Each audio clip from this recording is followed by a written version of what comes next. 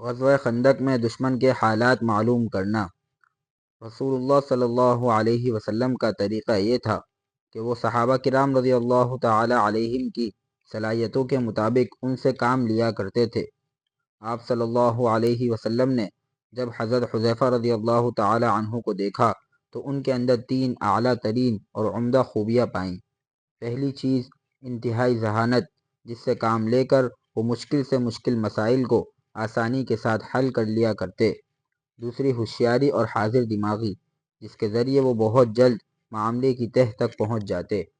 تیسری چیز تھی رازداری، یعنی کسی کے راز کو اس طرح چھپانا کہ کسی کو کان و کان خبر ہی نہ ہو۔ مدینے میں رسول اللہ صلی اللہ علیہ وسلم اور مسلمانوں کے سامنے سب سے مشکل اور سب سے بڑا مسئلہ یہ تھا کہ یہودیوں اور ان کے ہم خیال اور ہم مجلس مشرکین کا ایک گروہ موجود تھا جو اپنی گھناؤنی سازشوں اور مکروہ شرارتوں کے ذریعے نبی کریم صلی اللہ علیہ وسلم اور مسلمانوں کی راہ میں طرح طرح کی مشکلات کھڑی کرتا رہتا تھا۔ اس لیے آپ صلی اللہ علیہ وسلم نے حضرت حذیفہ رضی اللہ تعالی عنہ کو ان تمام منافقوں کے ناموں سے آگاہ کر دیا تھا، اور یہ ایک ایسا راز تھا جس سے حضرت حذیفہ رضی اللہ تعالی عنہ کے سوا کسی دوسرے کو مطلع نہیں کیا گیا تھا، اور یہ خدمت بھی ان کے حوالے کی گئی تھی کہ وہ منافقین کی سرگرمیوں اور ان کے حرکات و سکنات پر برابر نظر رکھیں تاکہ ان کی طرف سے پیش آنے والے خطرات کو ناکام بنایا جا سکے۔ ومنذ ذلك اليوم دعي حذيفة بن اليمان بصاحب سر رسول اللہ صلی اللہ علیہ وسلم۔ اسی دن سے حضرت حذیفہ بن یمان رضی اللہ تعالی عنہما رازدان رسول اللہ صلی اللہ علیہ وسلم کے لقب سے مشہور ہو گئے۔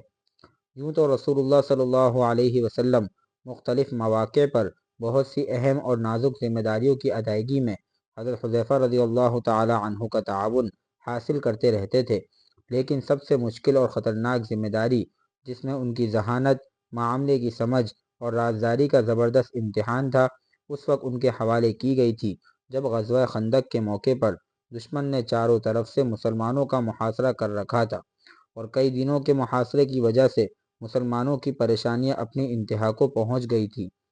مسلمانوں کی تو یہ حالت تھی، لیکن قریش اور ان کے ساتھی مشرک قبائل کی حالت بھی ان سخت گھڑیوں میں مسلمانوں سے بہتر نہیں تھی۔ ان کے قدم ڈگمگا گئے۔ اللہ تعالیٰ نے ان پر تیز آندھی کا عذاب مسلط کر دیا، جس سے ان کے خیمے اکھڑ گئے، پکی پکائی دیگیں الٹ گئیں، ان کے چولہے بجھ گئے۔ ہوا کے تیز جھٹکوں نے ان کے چہروں پر کنکریوں کی بوچھار کر دی اور ان کی آنکھوں اور نتنوں کو گرد و غبار سے بھر دیا۔ اس موقع پر رسول اللہ صلی اللہ علیہ وسلم حضرت حذیفہ رضی اللہ تعالی عنہ کی صلاحیتوں اور ان کے تجربات کو کام میں لائے، اور آپ صلی اللہ علیہ وسلم نے طے کیا کہ کوئی آخری اور فیصلہ کن قدم اٹھانے سے پہلے حضرت حذیفہ رضی اللہ تعالی عنہ کو رات کی تاریکی میں دشمن کے لشکر میں بھیج کر دشمن کے حالات معلوم کر لیں۔ حضرت حذیفہ رضی اللہ تعالی عنہ اپنا بھیس بدل کر اپنی جان ہتھیلی پر رکھ کر دشمن کی صفوں میں جا گھسے، اور کسی کو خبر بھی نہ ہونے دی۔ تنہا دشمن کے لشکر میں جانا موت کے منہ میں جانے کے برابر تھا، لیکن جذبہ اطاعت کی وجہ سے حضرت حذیفہ رضی اللہ تعالی عنہ نے اس سفر کو کس طرح انجام دیا، اس کو انہوں نے خود اپنے الفاظ میں یوں بیان فرمایا ہے: اس رات ہم لوگ صفیں باندھے محاذ پر جمع ہوئے تھے۔ ابو سفیان اور اس کے مشرکین ساتھی ہم سے اوپر کی جانب تھے، اور بنو قریظہ کے یہود ہم سے نیچے کی طرف تھے۔ ہم لوگوں کو بنو قریظہ کے ان یہودیوں سے اپنے اہل و عیال کے متعلق سخت خطرات لاحق تھے۔ وہ رات سخت اندھیرے، ٹھنڈ اور ہواؤں کی شدت کے لحاظ سے محاصرے کی شدید ترین رات تھی۔ تیز ہوائیں اس طرح چل رہی تھیں جیسے وہ کانوں کے پردے پھاڑ ڈالیں گی، اور اندھیرا ایسا تھا کہ ہم کو اپنی انگلیاں قریب سے بھی نہیں دکھائی دیتی تھیں۔ ایسی سخت گھڑیوں میں رسول اللہ صلی اللہ علیہ وسلم سے منافقین اپنے اپنے گھر لوٹ جانے کی اجازت مانگنے لگے اور کہنے لگے: ان بیوتنا مکشوفۃ للعدو، ہمارے مکانات دشمن کے سامنے کھلے پڑے ہیں، کوئی حفاظتی اقدامات نہیں، دشمن آسانی سے گھروں میں داخل ہو کر ہمیں نقصان پہنچا سکتے ہیں۔ حالانکہ ان کے گھر کھلے ہوئے نہ تھے۔ منافقین میں سے جو بھی آپ سے جانے کی اجازت مانگتا تو آپ صلی اللہ علیہ وسلم اسے اجازت مرحمت فرما دیتے۔ یہاں تک کہ محاذ پر صرف 300 آدمی رہ گئے۔ اس وقت نبی کریم صلی اللہ علیہ وسلم اپنی جگہ سے اٹھ کھڑے ہوئے اور ایک ایک کر کے ہم میں سے ہر شخص کے پاس تشریف لائے۔ آپ صلی اللہ علیہ وسلم میری طرف بھی آئے۔ اس وقت ٹھنڈ سے بچاؤ کے لیے میرے پاس میری بیوی کی ایک ہلکی سی چادر تھی جو میرے گھٹنوں تک بھی نہیں پہنچتی تھی۔ حضور صلی اللہ علیہ وسلم میرے قریب آئے۔ میں زمین پر گھٹنوں کے بل بیٹھا ہوا تھا۔ آپ صلی اللہ علیہ وسلم نے دریافت فرمایا، من ھذا، کون ہے؟ میں نے جواب دیا، حذیفہ۔ پھر آپ صلی اللہ علیہ وسلم نے فرمایا، حذیفہ، میں فاقے اور سردی کی شدت کے مارے زمین کی طرف سمٹ گیا اور بولا، ہاں اے اللہ کے رسول، میں حذیفہ ہوں، حذیفہ بن یمان۔ آپ صلی اللہ علیہ وسلم مجھ سے اور قریب آ گئے اور سرگوشی کے انداز میں فرمایا، تم چپکے سے دشمن کے کیمپ میں جاؤ، اس کے حالات معلوم کر کے مجھے آگاہ کرو کہ اب ان کے کیا ارادے ہیں۔ آپ صلی اللہ علیہ وسلم کا حکم سن کر انتہائی خوف اور سخت ٹھنڈ کے باوجود میں نے موت کی وادی کے سمت قدم اٹھا دیے اور آپ کی زبان مبارک سے میرے لیے دعا کے یہ الفاظ نکلے، اللہم احفظہ من بین یدیہ ومن خلفہ وعن یمینہ وعن شمالہ وعن فوقہ وتحتہ۔ اے اللہ، اس کی حفاظت فرما، اس کے سامنے سے، اس کے پیچھے سے، اس کے دائیں سے، اس کے بائیں سے، اس کے اوپر سے اور اس کے نیچے سے۔ رسول اللہ صلی اللہ علیہ وسلم کی دعا کے یہ الفاظ ابھی ختم بھی نہیں ہونے پائے تھے کہ اللہ تعالیٰ نے میرے دل سے خوف اور میرے جسم سے ٹھنڈ کے اثرات کو زائل کر دیا۔ جب میں جانے کے لیے مڑا تو رسول اللہ صلی اللہ علیہ وسلم نے مجھے پکارا اور فرمایا، یا حذیفۃ لا تحدثن فی القوم شیئا حتی تأتینی۔ حذیفہ، دیکھو ان کے کیمپ میں پہنچ کر کوئی اقدام نہ کرنا، صرف اندرونی حالات معلوم کرنے ہیں۔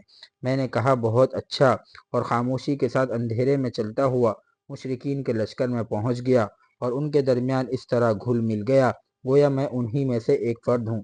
میرے پہنچنے کے کچھ ہی دیر بعد ابو سفیان ان کے درمیان تقریر کرنے کے لیے کھڑا ہوا۔ اس نے کہا، قریش کے لوگوں، میں تم سے ایک بات کہنا چاہتا ہوں، مگر مجھے اس بات کا اندیشہ ہے کہ کہیں یہ بات محمد صلی اللہ علیہ وسلم تک نہ پہنچ جائے، اس لیے تم میں سے ہر شخص اپنے برابر والے کو اچھی طرح سے دیکھ لے۔ حضرت حذیفہ رضی اللہ تعالی عنہ کی ذہانت۔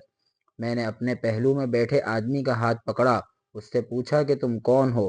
اس نے کہا، فلاں ابن فلاں، اور پھر ابو سفیان نے تقریر کا سلسلہ آگے بڑھایا، یا معشر قریش، انکم واللہ ما اصبحتم بدار قرار، لقد ہلکت رواحلنا وتخلت عنا بنو قریظة ولقینا من شدت الریح ما ترون فارتحلوا فانی مرتحل۔ قریش کے لوگوں، اب تمہارے لیے یہاں مزید ٹھہرنے کی کوئی گنجائش نہیں رہی۔ تم دیکھ رہے ہو کہ ہمارے جانور ہلاک ہوتے جا رہے ہیں۔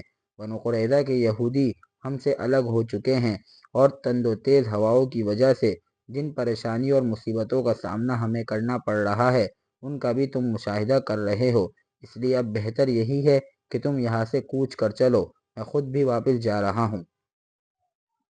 یہ کہہ کر وہ اپنے اونٹ کے پاس آیا، اس کے گھٹنے سے بندھی ہوئی رسی کھولی اور اس پر سوار ہو گیا، پھر اسے ایک کوڑا رسید کیا، اونٹ اچھل کر کھڑا ہو گیا اور اپنے سوار کو لے کر روانہ ہو گیا۔ اگر رسول اللہ صلی اللہ علیہ وسلم نے مجھے کسی اقدام سے روکا نہ ہوتا تو اس وقت تیر مار کر ابو سفیان کو قتل کر ڈالنا میرے لیے بہت آسان تھا۔ اس کے بعد جب میں نبی کریم صلی اللہ علیہ وسلم کی خدمت میں واپس آیا تو دیکھا آپ صلی اللہ علیہ وسلم ازواج مطہرات میں سے کسی کی چادر اوڑھے نماز میں مشغول ہیں۔ آپ صلی اللہ علیہ وسلم نے مجھے دیکھا تو اپنے قریب بلایا۔ میں جا کر آپ صلی اللہ علیہ وسلم کے قدموں میں بیٹھ گیا اور آپ صلی اللہ علیہ وسلم نے میرے اوپر اپنی چادر کا ایک کنارہ ڈال دیا۔ میں نے پورے حالات خدمت اقدس میں پیش کر دیے، جنہیں سن کر آپ صلی اللہ علیہ وسلم بہت خوش ہوئے اور اللہ کی تعریف کی اور اس کا شکر ادا کیا۔ آپ رضی اللہ تعالی عنہ حضور صلی اللہ علیہ وسلم کے رازدان تھے۔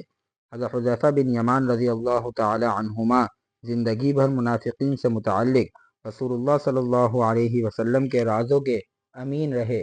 خلفائے راشدین منافقوں کے متعلق ہمیشہ ان کی طرف رجوع کرتے رہے، حتیٰ کہ حضرت عمر بن خطاب رضی اللہ تعالی عنہ کا تو یہ معمول تھا کہ جب بھی کسی مسلمان کا انتقال ہوتا تو وہ جنازہ پڑھانے سے پہلے لوگوں سے دریافت فرماتے، احضر حذیفۃ للصلاۃ علیہ، حذیفہ رضی اللہ تعالی عنہ اس کی نماز جنازہ میں شریک ہیں؟ اگر جواب ملتا کہ شریک ہیں تو وہ بھی جنازے میں شریک ہوتے، اور اگر جواب ملتا کہ شریک نہیں ہیں تو انہیں اس کے مخلص مومن ہونے میں شک ہو جاتا اور حضرت عمر رضی اللہ تعالی عنہ نماز جنازہ نہ پڑھتے۔ ایک بار حضرت عمر رضی اللہ تعالی عنہ نے حضرت حذیفہ رضی اللہ تعالی عنہ سے دریافت کیا کہ میرے گورنروں میں سے کوئی منافق ہے؟ حضرت حذیفہ رضی اللہ تعالی عنہ نے اس کا نام بتانے سے معذرت کر دی۔ حضرت حذیفہ رضی اللہ تعالی عنہ کا بیان ہے، اس کے چند ہی دنوں کے بعد حضرت عمر رضی اللہ تعالی عنہ نے اس عامل کو معزول کر دیا جیسے انہیں اس کی نشاندہی کر دی گئی ہو۔ وفات۔ شاید کچھ لوگوں کو یہ بات معلوم نہ ہو کہ حضرت حذیفہ رضی اللہ تعالی عنہ ایران کے شہر نہاون، دینور، ہمذان اور رے کے فاتح تھے، اور اللہ تعالیٰ کا دوسرا انعام ان پر یہ ہے کہ تمام مسلمانوں کو ایک قرآنی نسخے پر جمع کیے جانے کے لیے کوشش کرنے والے بھی یہی حضرت حذیفہ رضی اللہ تعالی عنہ تھے۔ مگر ان تمام خدمات اور عظیم الشان کارناموں کے باوجود اللہ تعالیٰ کے خوف اور گرفت سے ہمیشہ ڈرتے رہتے تھے۔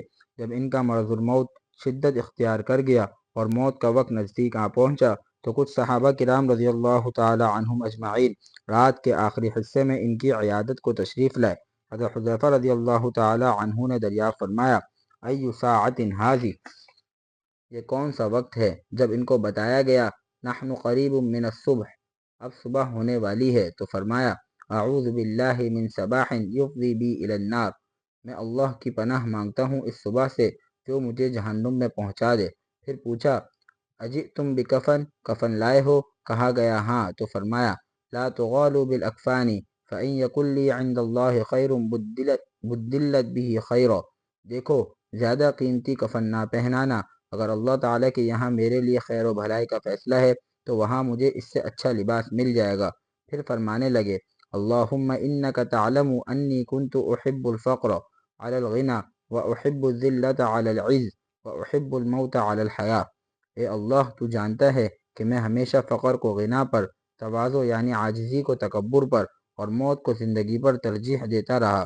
پھر ان کی زبان سے آخری الفاظ یہ ادا ہوئے حبیب جاء علی شوق لا افلح من ندم، دیکھو ذوق و شوق سے میرا حبیب آیا دربار الہی میں، جو شرمندہ ہوا اسے کامیابی نصیب نہ ہوگی۔ پھر ان کا انتقال ہو گیا۔ انا للہ و انا الیہ راجعون، رحم اللہ حذیفۃ بن الیمان فقد کان طرازا فريدا من الناس، اللہ تعالی حضرت حذیفہ بن یمان رضی اللہ تعالی عنہما پر رحم فرمائے، وہ بے شمار خوبیوں کے مالک، اپنی طرز کے ایک منفرد شخص تھے۔